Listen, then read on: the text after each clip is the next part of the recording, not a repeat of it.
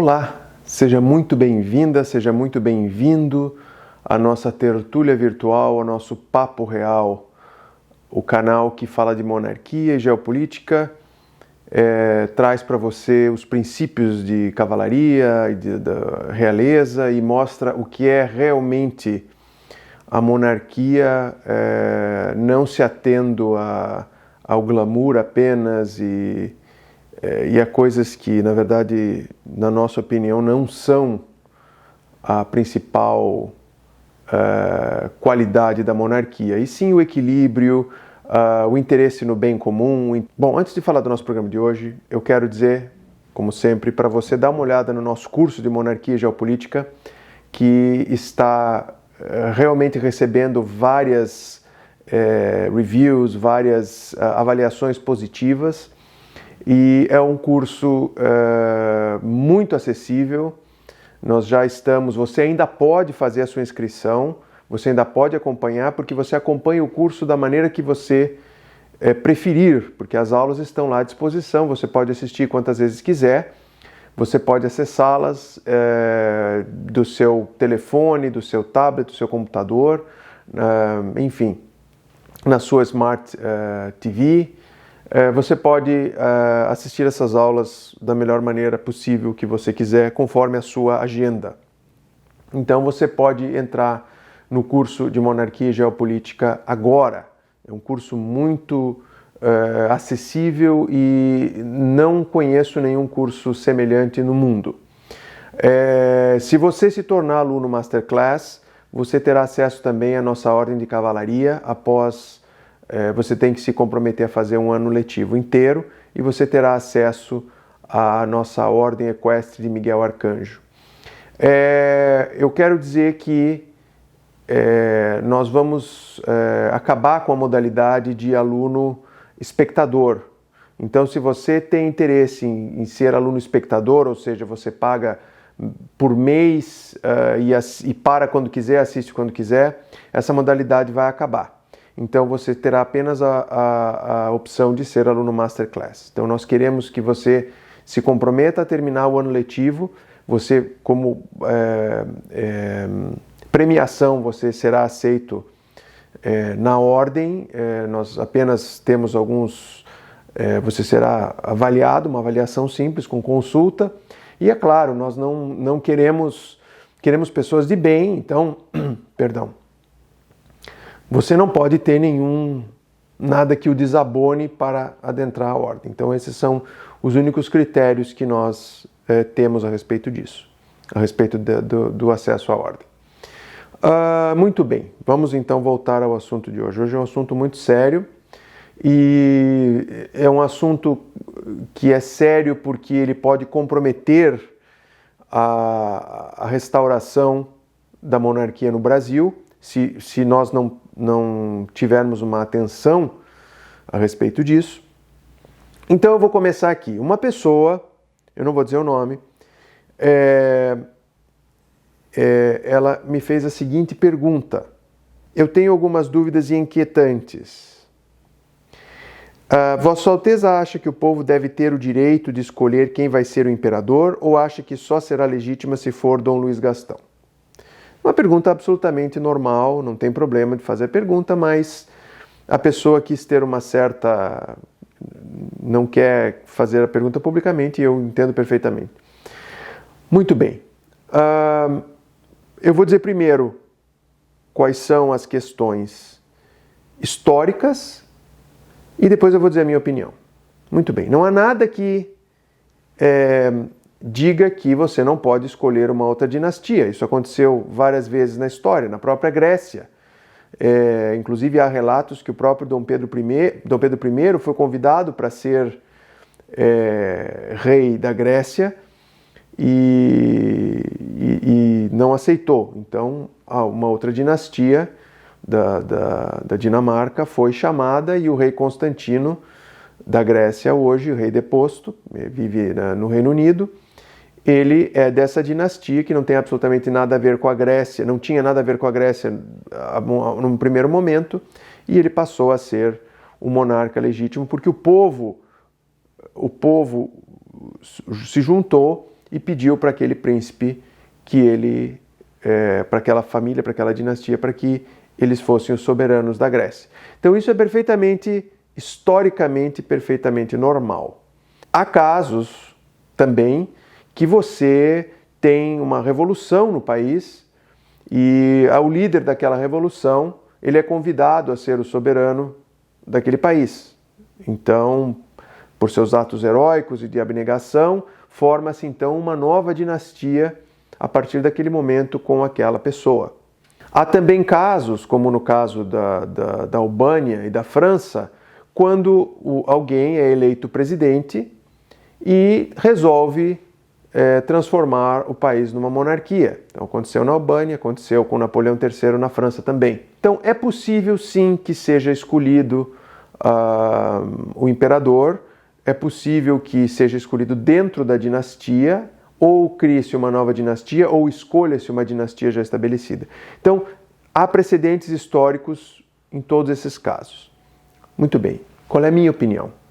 A minha opinião, eu sou legitimista. Então, eu acredito que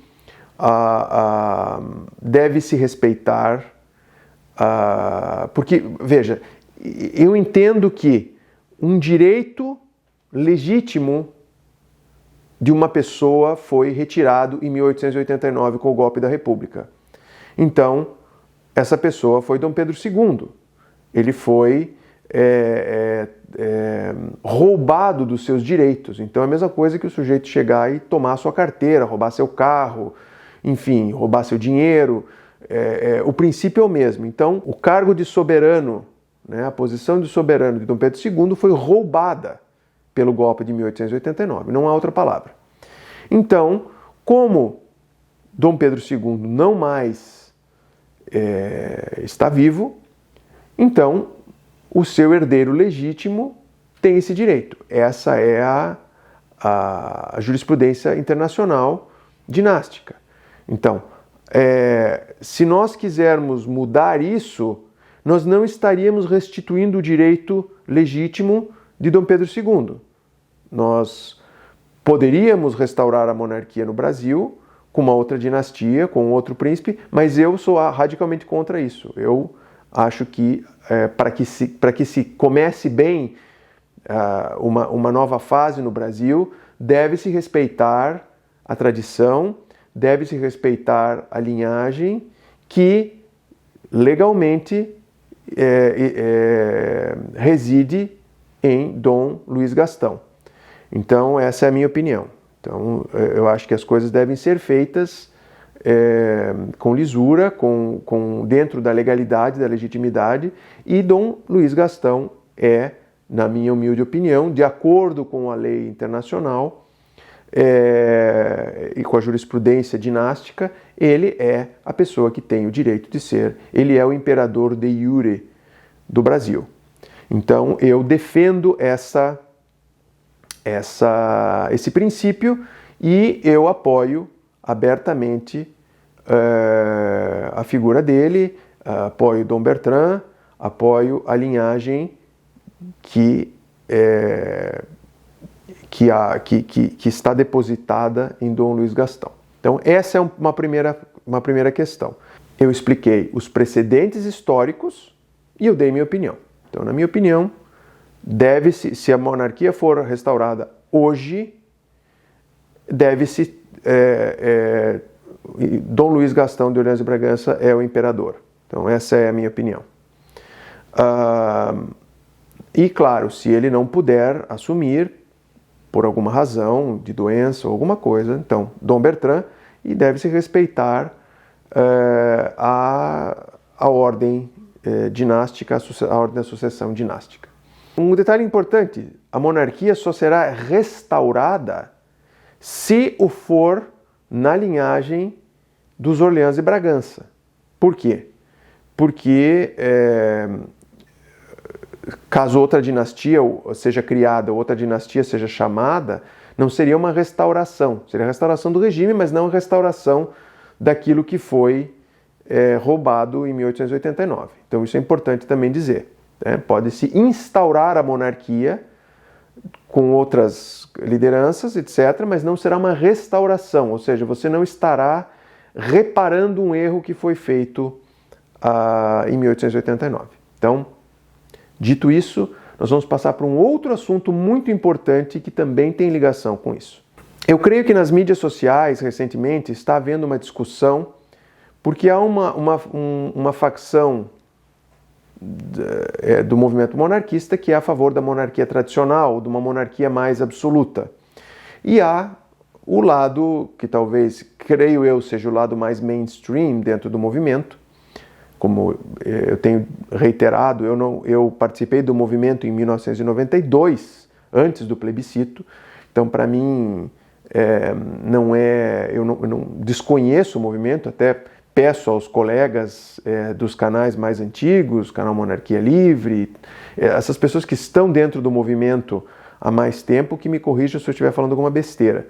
Mas, creio eu, o movimento mais mainstream seria um movimento de uma monarquia mais aos moldes do Reino Unido, uma monarquia parlamentarista, enfim, apenas se adicionando o poder moderador, né, que nós já falamos em alguns outros vídeos. Eu, pessoalmente, sou a favor de uma monarquia. Eu venho de uma monarquia tradicional, absolutista, não parlamentarista, a minha família tem essa tradição, mas eu acredito, pessoalmente, numa monarquia parlamentarista e democrática, pelo menos para o Brasil. Por quê?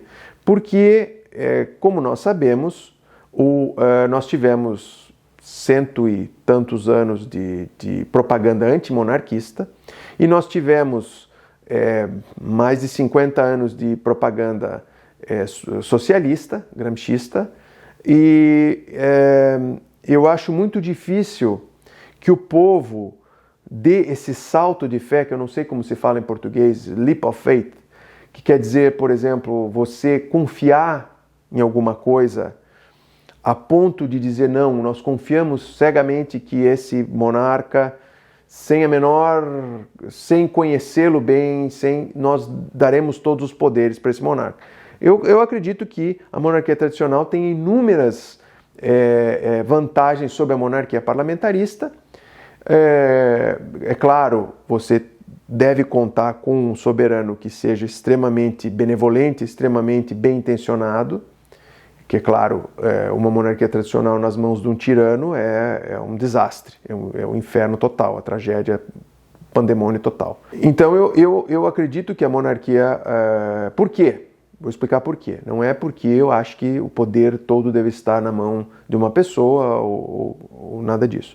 Porém, eu acredito que quando você divide o poder muitas vezes, a vantagem dos três poderes é que você previne a tirania e você previne a vontade de uma pessoa, de um poder prevalecer sobre o outro. Mas a desvantagem é que você também torna-se muito difícil as mudanças realmente significativas. Então as coisas não mudam porque você não consegue implementar a visão de uma pessoa, seja ela presidente, primeiro-ministro, ou rei, ou imperador, seja lá o que for.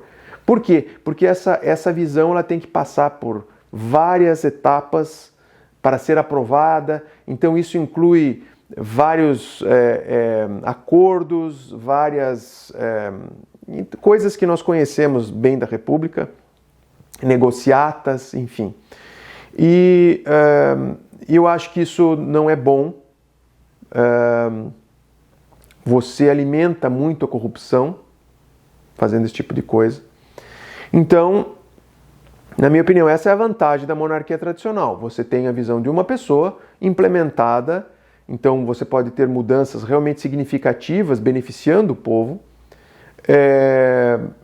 que você não tem, que elas não podem ser aplicadas tão rapidamente se forem dentro de uma democracia irrestrita, uma democracia, digamos, representativa, como nós temos nas monarquias parlamentaristas. É claro, a vantagem da monarquia parlamentarista é que o povo se sente mais representado. Até que ponto isso é verdade ou não, são outros 500 mil réis, como se diz no ditado, porque nós sabemos que todo o processo eleitoral, todo o processo de democrático, ele tem várias armadilhas que muito dificilmente são evitadas, né? Infelizmente as pessoas acabam caindo, né, na corrupção, enfim. Então há essa cisma dentro do movimento monárquico que é muito perigosa. Por quê? Porque vamos lembrar que o próprio presidente Lula e a presidente Dilma, a presidenta, né, como gostava de ser chamada, eles só conseguiram chegar ao poder porque a esquerda se uniu de uma forma em que você tinha a centro-esquerda e você não tinha muita diferença ideológica. Então você tem vários segmentos da esquerda se unindo para colocar o presidente Lula no poder. Nós sabemos o infeliz desastre que foi, né? Mas depois a mesma coisa aconteceu com a presidente Dilma. Então os segmentos da esquerda se uniram. Mesma coisa aconteceu com o presidente Bolsonaro. Os segmentos da direita, criou-se uma esquerda e essa esquerda conseguiu solidificar-se de uma forma a eleger o presidente Bolsonaro. Muito bem. Agora nós estamos vendo a fragmentação dessa direita em vários pedaços, o que pode ameaçar os planos de reeleição do presidente Bolsonaro e toda a agenda conservadora por conta o que fez, é claro, o presidente Bolsonaro ter que entrar em acordo com o centro, enfim, tudo que que vocês estão carecas de saber aí pelas notícias. Então, meu medo no movimento monarquista é que o movimento está crescendo tanto e, é claro, dentro desse crescimento você não tem apenas divergências ideológicas, mas você também tem divergências de ego, ou seja, um grupo quer aparecer mais que o outro, e eu acredito que não se pode ter essa mentalidade agora. Eu acho que o movimento deve se abrir a todos os segmentos, inclusive à esquerda, deve se compreender que o que a monarquia visa é o bem-estar do cidadão, tanto quanto as ideologias progressistas. É claro que o método que essas ideologias progressistas têm é discutível, para não dizer mais, para não se entrar numa discussão maior, mas eu acredito que as pessoas devem se unir naquilo que elas concordam. Então, o que nós queremos? O melhor para o Brasil. O que é o bem do Brasil? No nosso entender, é a restauração da monarquia. Então, o que nós vamos fazer? Nós podemos discordar de A, B e C, mas nós concordamos em 25 pontos. Então, vamos nos unir nesses 25 pontos, vamos ter a monarquia restaurada no Brasil e depois nós vamos sentar e ver como é que vai ser gerida essa monarquia, de acordo com o que for o melhor para o Brasil. Então, esse é um segundo momento. Então, eu creio que nós devemos lutar para que nós possamos chegar à restauração e depois nós vamos discutir como essa monarquia vai ser, enfim, ou se vai ter um período de adaptação, enfim, eu acho que nós não podemos colocar o carro na frente dos bois. Os nossos alunos do curso têm argumentado que será muito difícil, pelo menos num curto prazo, se chegar à maioria, os 50% mais um, para que a monarquia seja restaurada. Então eu vou lembrar, voltando aos casos aqui do presidente Lula, Dilma e de Bolsonaro, jamais se teve nenhum desses, tanto a esquerda quanto a direita, jamais tiveram 50% mais um. Eles sempre tiveram entre 20% e 30%, que é a sua militância de base, a sua militância raiz, e eles conseguiram convencer, digamos, 20% ou 30% para chegar nos 50 mais um. Então a mesma coisa a monarquia, nós não precisamos chegar nos 50 mais um, nós precisamos chegar nesse número mágico que é 20% e 30% para podermos convencer os outros 20% e assim conseguir restaurar a monarquia. Eu não acredito que isso esteja muito longe, Eu acredito que hoje em dia nós já tenhamos perto de 20% do povo apoiando a monarquia. Então, acho que se conseguirmos chegar aos 30%, nós já teremos condições de lutar por essa restauração. Importante também dizer como nós chegaremos aos 30%.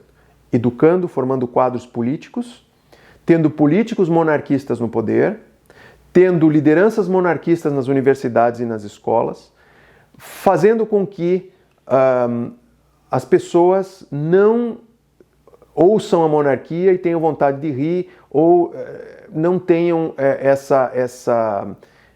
esse sentimento alienígena de que tudo que é monarquia pertence às fábulas e às histórias da carochinha e aos filmes, enfim. E que consigam ver a monarquia como uma realidade, que tenham subsídios e números e estatísticas para saber que a monarquia é o melhor regime, não porque se queira favorecer uma família ou coisa parecida, mas porque os resultados são muito melhores e muito mais estáveis, enfim.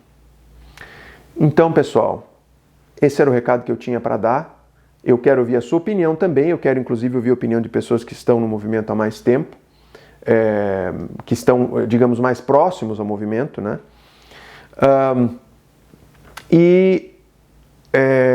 Continuem me seguindo nas redes sociais, continuem dando uma olhada no curso lá e entrando no curso. Nós precisamos de mais pessoas no curso, nós precisamos formar intelectualmente esses líderes monarquistas, né, para que eles possam influenciar, né, você que está me assistindo.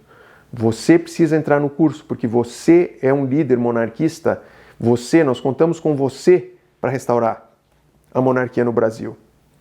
E você precisa ser preparado para isso. Então, isso que nós estamos fazendo no curso é preparar esses líderes para desempenhar esses papéis dentro da do movimento da restauração da monarquia no Brasil. Então, muito obrigado pela sua atenção mais uma vez. Eu conto com a sua participação nos comentários, dizendo sua opinião, ou você pode mandar para o nosso e-mail, opaporeal@gmail.com. Nós estamos atendendo todas as pessoas que nos escrevem na medida do possível. Creio eu que as coisas estão começando a reabrir, mas continue tomando cuidado com o vírus, tome cuidado com as pessoas que têm, pessoas idosas e pessoas que têm problemas, complicações. E eu espero você lá no curso Monarquia e Geopolítica, e eu espero você aqui no nosso canal, no nosso próximo Papo Real. Um grande abraço.